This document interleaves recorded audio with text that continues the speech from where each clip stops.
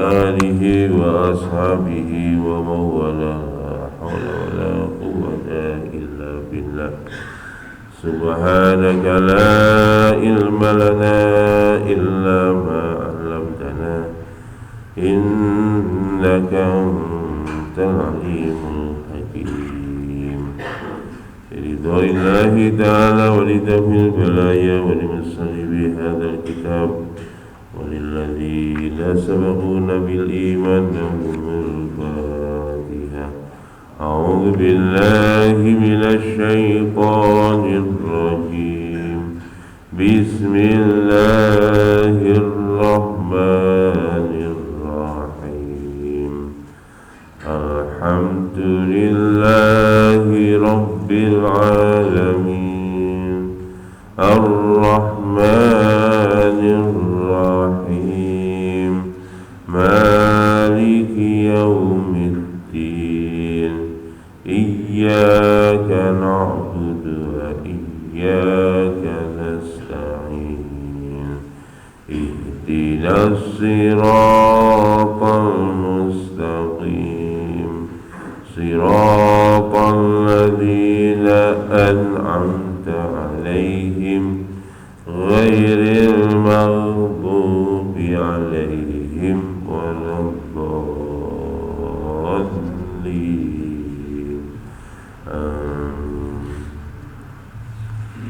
أعوذ بالله من الشيطان الرجيم حرمت عليكم أمهاتكم وبناتكم وأخواتكم وعماتكم وخالاتكم وبنات الأخ وبنات الأخت وأمهاتكم اللاتي أرضعناكم وأخواتكم من الرضاعة وأمهات نسائكم وربائبكم اللاتي في حجوركم من نسائكم اللاتي دخلتم بهن فإن لم تكونوا دخلتم بهن فلا جناح عليكم وحلائل أبنائكم الذين من أصلابكم وأن تجمعوا بين الأختين إلا ما قد سلف إن الله كان غفورا رحيما. Jadi ayat ini berlanjut kemarin wa ummahatu nisaikum.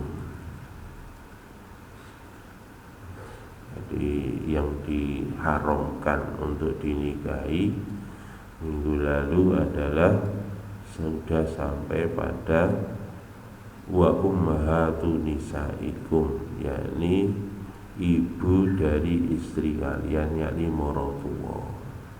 Maratua niku haram dinikahi. Kemudian warobaikumul lati fi hujurikum, dan anak yang satu rumah dengan kalian dari istri kalian. Jadi anak istri niku anak gawan, niku haram dinikahi. allati dakhaltum bihinna, yang mana kamu sudah kumpul dengan istrimu. Jadi kalau sudah kumpul sama istri terus mau dicerai terus nikahi anaknya gawane istri, ini ku haram, tidak boleh. Fa illam takunu dakhaltum bihinna, jika kalian itu belum kumpul, yakni belum bersetubuh dengan istri kamu, fala junaha alaikum, maka tidak ada masalah bagi kamu kalau kamu menikahi anak gawan kamu. Niki ngoten. Jadi nikahi ibuke ganti anake niku oleh, catatan belum dikumpuli ibuke tadi, dicerai terus nikahi anaknya. Tetapi kemarin sudah disampaikan wa ummahatu nisaikum, tapi nak maratua beda. Begitu akad dengan istri kok cerai terus pengen nikahi ibuke, nikahi maratuwane, maka niku haram. Walaupun belum kumpul tetap haram. Niki jumhur ulama. Lah wingi napa namine ikhtilaf kan antar ulama. Jadi ada yang membolehkan menikahi ibu maratuwa dengan syarat yaitu tadi belum kumpul dengan istrinya. Jadi paralel kedudukan mertua sama kedudukan anak gawan itu sama. Artinya sapokoknya durung kumpul karo bojone niku oleh ngrabi ngisore, oleh ngrabi nduri ya oleh. Niku ngoten. Niki napa namine ikhtilaf di kalangan para sahabat sendiri. Kemudian lanjut berikutnya, ayat yang berikutnya. Ini bukan ayat berikutnya, sambungannya ayat ini. Kalimat ini Pak yang namanya menjadi ikhtilaf lagi, wa robaikumul lati fi hujurikum. Yani di situ ada kata fi hujurikum, artinya anak gawan istri kamu yang serumah dengan kamu. Kalimat ini menjadi ikhtilaf dengan ulama. Haruskah anak gawan itu hidup serumah? Kalau tidak hidup serumah berarti boleh dinikahi gitu. Jadi apakah demikian? Dan niki ikhtilaf di kalangan para ulama. Wal jumhur ala anna rabiba harama sawa'un kanat fil hujrir rajuli aulam takun fi hujurihi. Dan niki nak jumhur ulama, sesungguhnya anak gawan itu tetap haram, baik dia itu hidup serumah dengan laki-laki atau hidup serumah dengan bapak sambungnya, atau lam takun fi hujrihi, atau tidak hidup serumah dengan bapak sambungnya. Niki hukum sing ittifaq ya, kesepakatan jumhur ulama. Jumhur ulama itu mayoritas ulama berpendapat seperti ini. Qalu wa hadza khitab kharaja makhrajul ghalib fala mafhumun lahu ka qaulihi ta'ala wala tukrihu fatayatikum alal bigha'i in aradna tahassunan. Jadi ini ayat ini sifatnya umum. Wa rabaibukum allati fi hujurikum, ini jumhur ulama menerjemahkan sifatnya umum, bahwa menunjukkan di rumah itu bukan menunjukkan bahwa kenyataannya hidup serumah, tidak, tapi menunjukkan tingkat kedekatan ya. Artinya kalau sudah dinikah ya, ibunya dinikah, maka anaknya itu tingkat kedekatannya menjadi sangat dekat begitu, seperti seolah-olah tinggal satu rumah. Makanya niki kalimat fi hujurikum itu bukan makna yang sebenarnya seperti itu, tapi ini makna kiasan. Ini paralel dengan firman-Nya Allah, wala tukrihu fatayatikum alal bigha'i in aradna tahassunan. Jadi janganlah wala tukrihu fatayatikum alal bigha'i. Niki kalau kamu punya budak-budak perempuan, maka mereka menginginkan kesucian, janganlah kamu menodai mereka. Ini kalimat seperti itu. Artinya apa? Sebetulnya kalimat ini, budak-budak ini tidak boleh digauli. Ini mungkin terkait dengan budak, ada di belakang sedikit. Baik dia ini namanya statusnya budak, tetap ya, makanya dijaga kesuciannya. Nggak mungkin istilahnya dinodai, itu tidak mungkin. Kenapa? Karena memang kedudukan dia sebagai budak. Ini contoh ayat niki para alim ulama paralel dengan ayat waroba'ibukumul lati fi hujurikum. Artinya tingkat kedekatan, ya, tingkat kedekatan anak gawan dengan ayahnya adalah seolah-olah tinggal satu rumah. Itu begitu. Wa fi sahihain anna Ummu Habibah qalat ya Rasul ang kaha ukhti binta Abi Sufyan wa fi lafdin li muslimin Uzzah bin Abi Sufyan qala atuhibbina dzalika qalat na'am lastu laka bi mahli bi mukhallihi wa uhibbu min man syarikni fi khairin ukhti qala fa inna dzalika la yahillu li qalat fa inna nuhadditsu annaka turidu an tankiha bintu Abi Salamah qala bintu Ummi Salamah qalat na'am qala innaha law lam takun rabibati fi hujri mahil tuli innaha la bintu akhi minar roko'ah ardo'atni wa Aba Salamah Thuwaibah fala tu'ridna alayya banatikunna wala akhwatikunna. Niki diriwayatkan dari Ummu Habibah.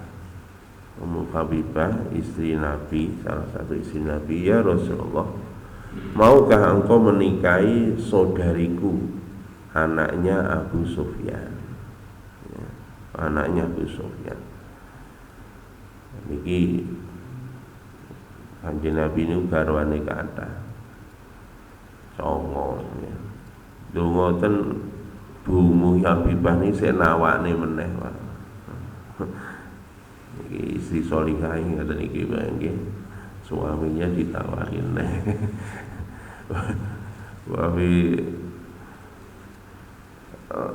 Menurut lafaz Muslim, Imam Muslim itu namanya anaknya Abi Sufyan itu adalah Uzzah binti Abi Sufyan. Uzzah, namanya Uzzah.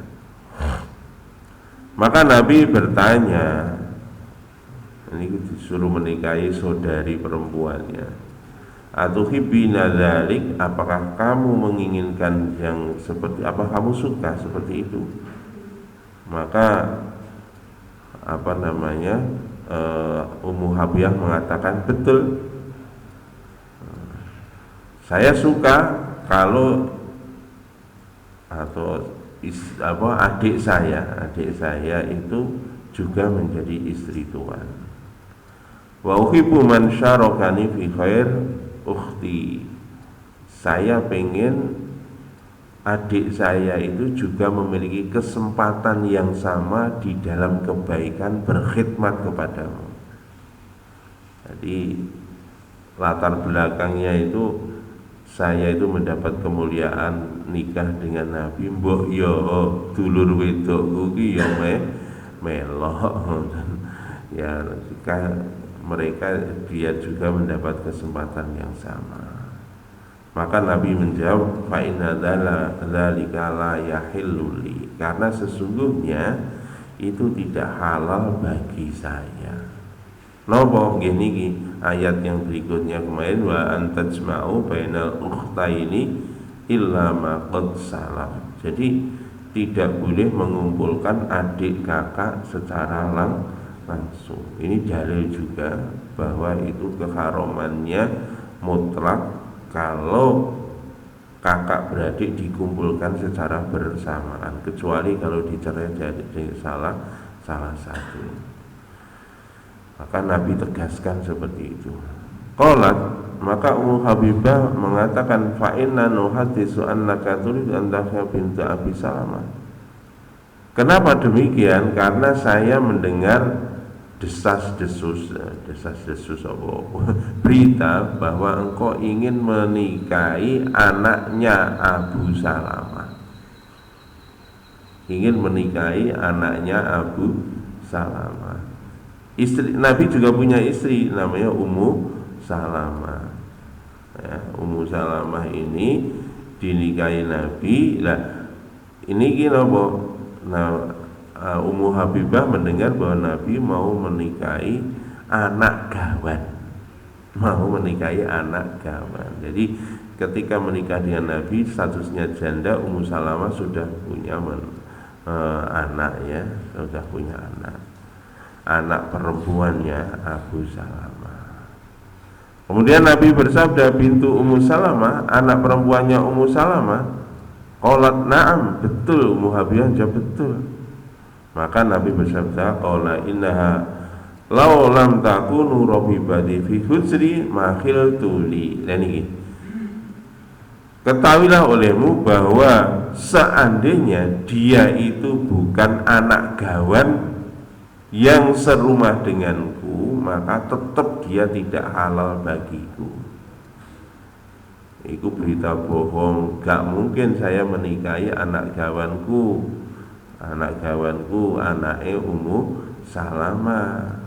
Kalau toh dia itu bukan termasuk anak gawan pun tetap itu tidak halal bagiku.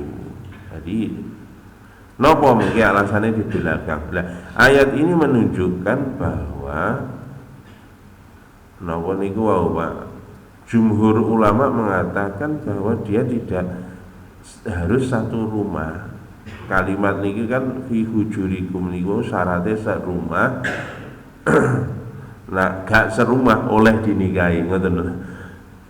Tetapi ini menegaskan kenapa begitu? Karena anak perempuannya Abu Salamah itu tidak serumah dengan Nabi.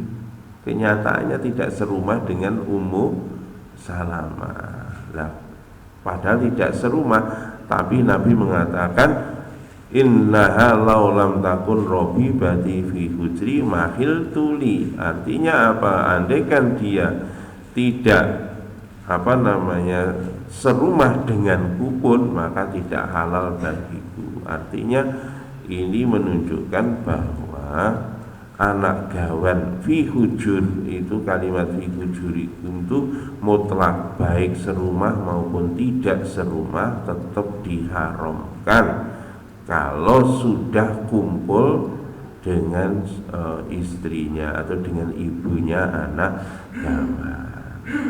Terus kenapa kok dia tetap tidak halal? Innaha bintu akhi minar radha'ah. Ini sekaligus menjadi keterangan karena sesungguhnya dia adalah anak saudaraku sepersusuan.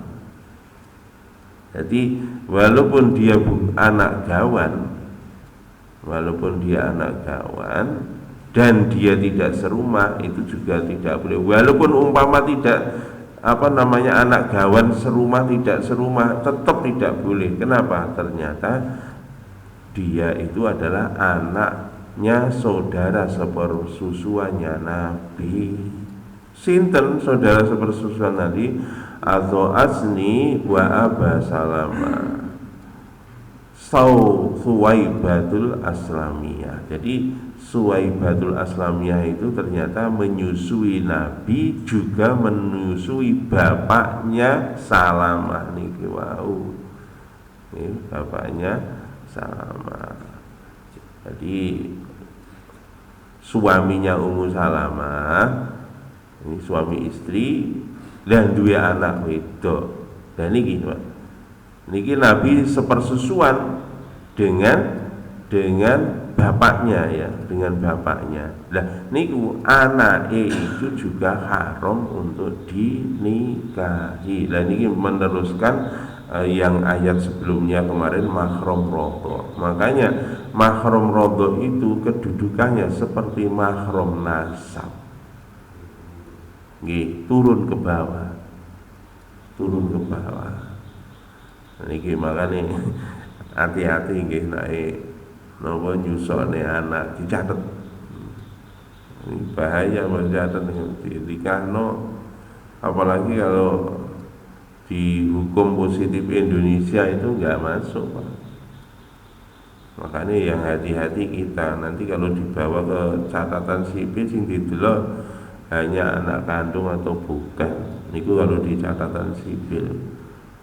Tetapi mestinya nak di KUA harusnya Pak Naib itu tanya ini rodok atau bukan, terutama kalau kelihatan ya agak susah juga memang. Makanya sing paling aman nak nyusokne anak neng tonggo, terutama kadang-kadang ibu-ibu wanita karir, ditinggal kerja titip ngono Pak, akhirnya disusokno pisan. Hati-hati ini dicatat. Jadi saudara sepersusuan itu nanti haram untuk dinikahkan. Misalkan podo-podo tonggo niku duwe anak wedok, engko dirabek niku haram. Nah ini semua saudaranya satu persusuan haram. Nah, mungkin masih asing disusuk ini dulur lanang, podo dulur persusuan maksudnya. Ibu sing gadah susu, ya duwe kabeh harus. Maksudku niku wau enek duwe anak lanang.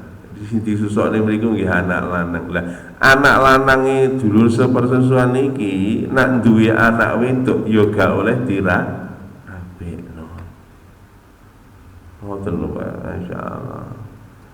Lan hukum agama ini hati-hati, nak ngerti takok mawon nggih. Nak ruwet awit wingi sing ngitung warisan ruwet iki urusan mahram ya ruwet pun. Nak jenengan penae wis takok sing ngerti ngono. Masyaallah. Fala ta'radna alayya banatikunna wala akhwatikunna. Niki jangan engkau tawarkan kepadaku banatikunna, anak-anak anak-anak kalian, demikian juga saudara-saudari kalian. Diriwayatkan oleh Imam Bukhari. Niki menjelaskan dua sekaligus, yakni mahram karena pernikahan, kemudian yang kedua mahram karena rombok. Tadi jelas bahwa di dalam hadis ini menerangkan bahwa fi hujurikum ini adalah menunjukkan tingkat kedekatan, bukan menunjukkan fisiknya harus serumah dengan ibu dan bapaknya yang baru, pun.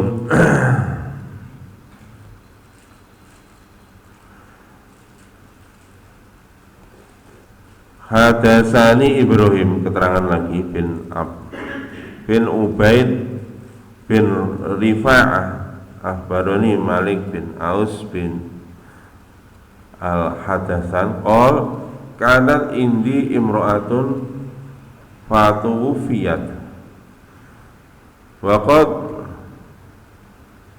waladat li fawajatu 'alaiha falaqini Ali ibnu Abi Thalib faqala malaka faqultu tawaffatil mar'ah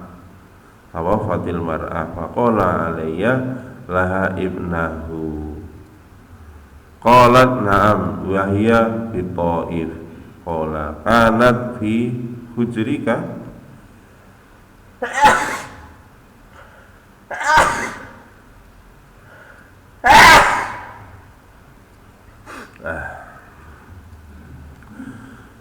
qalat la hiya bi Thaif qala fankihuha qalat fa inna qaulullahu ta'ala wa rabaikum allati fi hujrikum qala innaha lam takun fi hujrika innama dzalika idza kanat fi hujrika.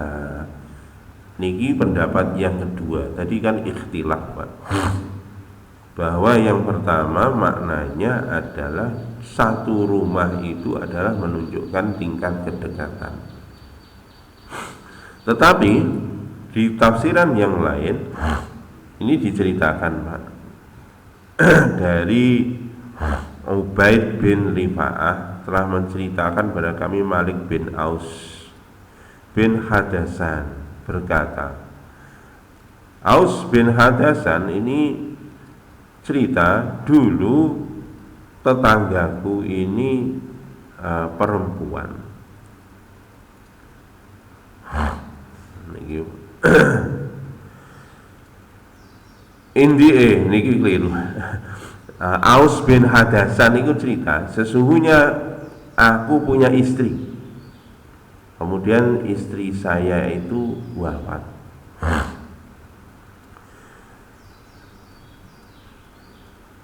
Falakini Ali bin Abi Thalib. Jadi Aus bin Hadasan ini cerita bahwa istrinya dia itu wafat. Kemudian aku bertemu dengan Ali bin Abi Thalib dan berkata, apa yang terjadi? Maka aku mengatakan, istriku wafat wahai Ali. Maka Ali bertanya, apakah dia punya anak perempuan? Anak gawan, ya. Jadi Rabi Londo gawe anak. Nah, ibu mati. Kemudian tanya kepada dia, Sayyidina Ali, apakah dia punya anak? Maka aku menjawab betul, dan dia sekarang anak itu di Taif. Jadi anaknya istri saya itu posisinya ada di Taif. Otomatis ini Pak, syaratnya tadi ya, Pak ilam takonu dakhaltum bihinna. Artinya, apakah istri kamu yang kamu nikahi sudah kamu kumpuli? Belum.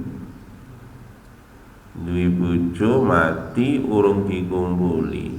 Maka lapor kalian Sayyidina Ali, lah Sayyidina Ali takok, kon duwe anak.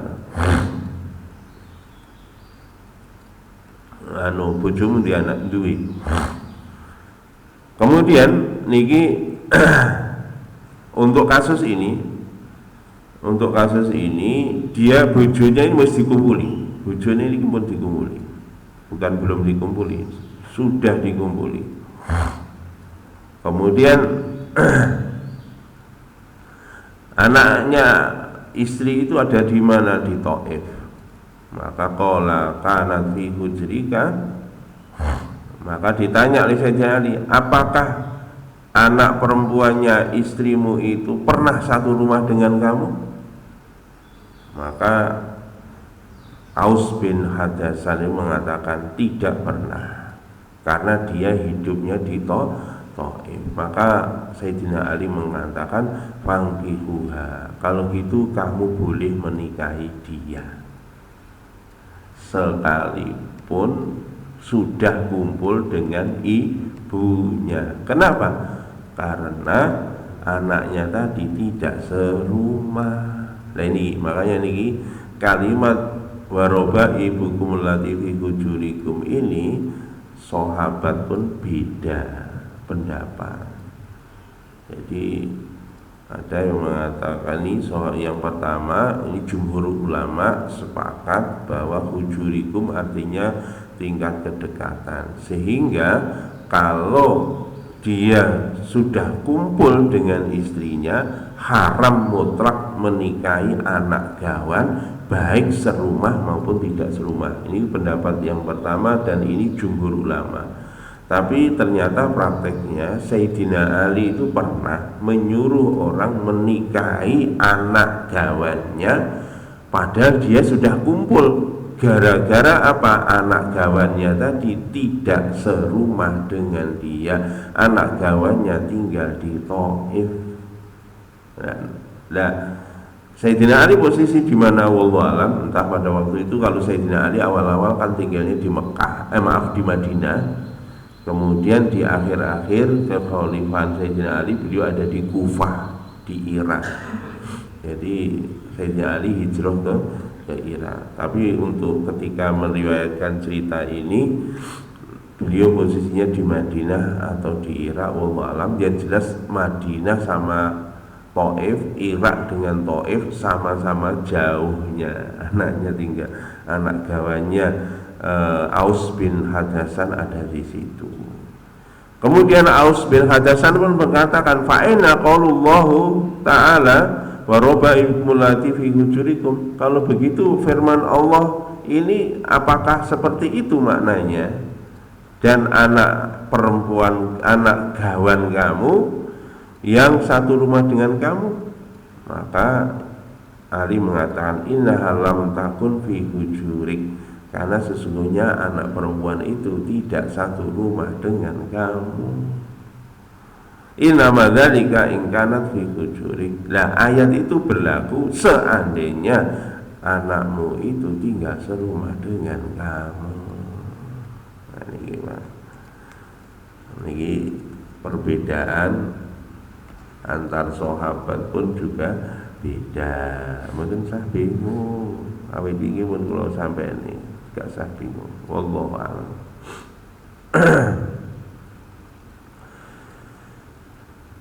An Abi Ubaidah qalu allati fi hujurikum qala fi buyutikum. Dan iki nah ini pun sama. Abi Ubaidah bin Jarrah pun juga mengatakan allati fi hujurikum artinya allati fi buyutikum, artinya tinggal serumah dengan kalian. Wa amar Rabibah fi milkul yamin faqad qala Imam Malik bin Anas an Ibnu Syihab an Amr bin Khattab an Umar bin Khattab su'ila al mar'ah wa banatiha min milki yamin tawatta'a ihdahuma ba'dal ukhra faqala Umar ma ahabba an ukhbirahuma jami'an yuridu an ata'ahuma jami'an bimilki yamin wa hadza munqati'un. Nah ini kasus berikutnya Pak ini. Jadi apakah ayat ini juga berlaku bagi budak? Nah ini pertanyaan fikih meneh. Jadi tidak boleh menikahi saudara saudari kandung ya. Dua orang bersaudara perempuan dinikahi bareng gak oleh. Sing kedua mboke karo anake dinikahi bareng gak oleh. Dinikahi salah satu pun gak oleh nak wis kumpul. Nah niki tapi dah urung kumpul lagi oleh. Wis kumpul pun oleh, tapi menurut Sayyidina Ali sing penting gak serumah. Loh, bagaimana dengan budak? Dua orang budak, apakah boleh dinikahi berdua bareng? Kalau status dia budak, adik kakak, dua-duanya adik kakak budak. Yang kedua juga gitu, ibu sama anak, dua-duanya budak, boleh tidak? Dan ini padahal kalau di dalam Quran ayatnya wa au ma malakat aimanuhum fa innahum ghairu malumin. Jadi kalau budak itu bahkan tidak ada batas. 2, 3, 4 itu di Samsu Dewi ini itu hanya kalau orang merdeka, tapi kalau budak itu boleh. Lebih dari itu pun juga boleh menikahi budak itu. Dan ini menurut Umar bin Khattab, ini beliau sangat hati-hati ketika ditanya dengan permasalahan budak ini. Menurut Umar, ma ahabba an ukhbiruhuma jami'an yuridu an ata'ahuma jami'an bimilkil yumna. Maka aku tidak suka, jawabannya aku tidak suka kalau budak itu jadi dua bersaudara dikumpulkan bareng, demikian juga ibu dan anak dikumpulkan bareng. Kata Sayyidina Umar, aku tetap tidak suka. Artinya sebetulnya ini kalau hukum jatuhnya syubhat. Tidak haram tapi syubhat. Itu kalau budak. Tapi ini gak usah dibahas soalnya saya ini pun buatan enten. budak niku wonten jadi bahas. Tapi aja dibudak-budakne lho ya ngawur niku. Pun iki ngoten.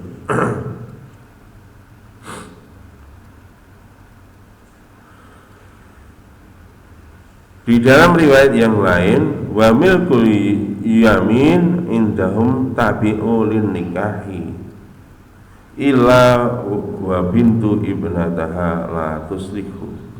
Iki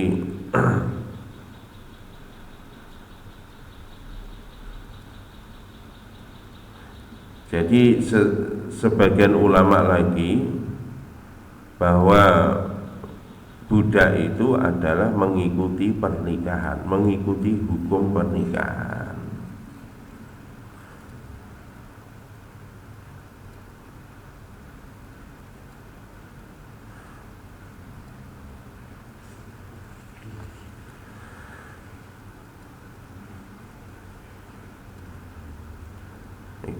Jadi banyak ulama sama ya, berpendapat sama bahwa budak itu mengikuti hukum pernikahan. Artinya kalau pernikahan mengumpulkan dua seperti itu tidak boleh, maka di dalam hukum perbudakan pun juga tidak boleh. Pun niku secara jumhur ulama begitu. Jadi Umar bin Khattab meragukan, tapi jumhur ulama mengatakan bahwa di dalam perbudakan hukumnya sama dengan pernikahan. Pun kurang didik. Wa halailu abnaikumul lati min aslabikum. Berikutnya adalah istri dari anak-anak kalian yang anak kandung kalian ya. Istri dari anak kandung kalian itu haram untuk dinikahi. Mantu wong mara aja serakah. Mantune dipek ngawur. Nah ini hati-hati. Jadi mantu niku haram untuk dinikahi. Pomo wis cerai karo anake, boleh enggak dinikahi? Haram selawase. Nggih, dieling-eling niki, nek jenenge mantu niki dicerai dari suaminya apa anak dhewe misalkan napa anake dhewe lanang terus oleh mantu wedok, anake dhewe cerai pake gak oleh ngrabi mantune, haram hukum ini selamanya begitu. Lain ya niki kalau dia itu bukan anak asli ya, bukan anak kandung. Kalau anak angkat boleh ya. Ini beda dibagi. Jadi kan dia anak angkat, terus anak angkat sampean niku rabi, wedok ya rabi ya wedok, bojone wedok. Mari ngono pegatan anak angkat sampean. Terus bojone bekas bojone anak angkat sampean rabi oleh halal. Kenapa? Karena anak angkat berbeda dengan anak kandung. Sekali lagi, di hukum syariat Islam, anak angkat tidak sama dengan anak kandung. Bahkan anak angkat itu tidak punya hak waris. Tidak punya hak waris. Hati-hati nih. Soalnya di zaman modern saat ini dipadakno Pak. Bahkan di dalam kakak pun akhirnya dipadakno anak angkat podo karo anak kandung. Ini haram Pak. Kenapa? Karena Allah yang melarang gitu. La taj'alu ad'iyaakum abna'akum. Janganlah engkau jadikan anak angkat kamu itu menjadi anak kandung kamu. Anak angkat tetap anak angkat gitu. Dan kamu nisbatkan, jangan kamu nisbatkan pada diri kamu, tapi nisbatkan pada walinya anak angkat kamu. Niku ngoten. Karena terkait dengan hukum niki makane bojone anak angkat itu boleh untuk dinikahi. Nabi sendiri mempraktekkan ini. Nggih niku bojone Zaid, nggih niku Zainab. Falamma sampai turun ayat falamma qadha Zaidun minha wa tara zawwajnakaha likai la yakuna 'alal mu'minina haraj fi azwaji ad'iyaihim. Ini. Jadi ketika Zaid telah menunaikan hak-haknya kepada istrinya, yakni iddahnya sudah habis, zawwajnakaha, maka kami menikahkan, kami Allah menikahkan engkau Muhammad dengan bekas istrinya Zaid, anak angkat kamu, supaya orang mukmin tidak ada keraguan sama sekali untuk menikahi bekas istri anak angkat mereka. Ini hukum bagi orang beriman buat selama-lamanya, ini terus berlaku. Makanya hati-hati terhadap anak angkat. Wa halailu abnaikum alladzi min aslabikum qala kunna nuhaddisu wallahu alam. Nabi sallallahu alaihi wasallam Zaid qala musyrikuna bi Makkah fi dzalika. Nah, dulu pun ketika Nabi menikahi istrinya Zaid ini, ketika sudah habis masa iddahnya, orang-orang musyrik pun mencibir. Kok begitu, kok begini? Sama wong musyrik, wong jahiliyah itu mereka pun memandang anak angkat sama dengan anak kandung. Makanya nak dino niki menyamakan anak angkat sama anak kandung iku padha karo wong jahiliyah. Wah iku kan persamaan hak. Lewon iku mulane gak semua persamaan hak iki apik. Melok persamaan hak tapi jadi ini jahiliyah. Masya Allah. Makanya dalam Quran jelas wa ma ja'ala adiyaakum abnaakum, janganlah engkau jadikan anak angkat kamu sebagai anak kandung kamu. Al-Ahzab ayat 4. Wa nazarat makana Muhammadun aba ahadim min rijalikum. Maka sesungguhnya Muhammad itu bukan anak atau bapak ahadin min rijalikum. Jadi itu ditegaskan lagi bahwa Zaid itu adalah bukan bapaknya, bapaknya Zaid bukan Muhammad. Jadi ditegaskan bahwa anak angkat tidak sama dengan anak kandung. Makanya istri anak angkat boleh dinikahi oleh bapak angkatnya kalau sudah diceraikan.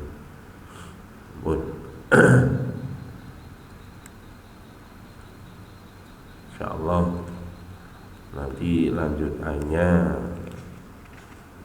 minggu depan lagi. Minggu depan wa antajma'u bainal ukhtaini illa qad salah. Nanti minggu depan insyaallah kita bahas ngumpul nih kakak beradik. Ini hukumnya haram, nah, pembahasannya bagaimana dan seterusnya. Insyaallah nanti kita lanjutkan minggu depan. Buat masalah ada benda dari Allah, salah dari saya. Kita tutup dengan doa majlis. Subhanakallahumma bihamdika asyhadu an la ilaha illa anta astaghfiruka wa atubu ilaik. Assalamualaikum warahmatullahi wabarakatuh.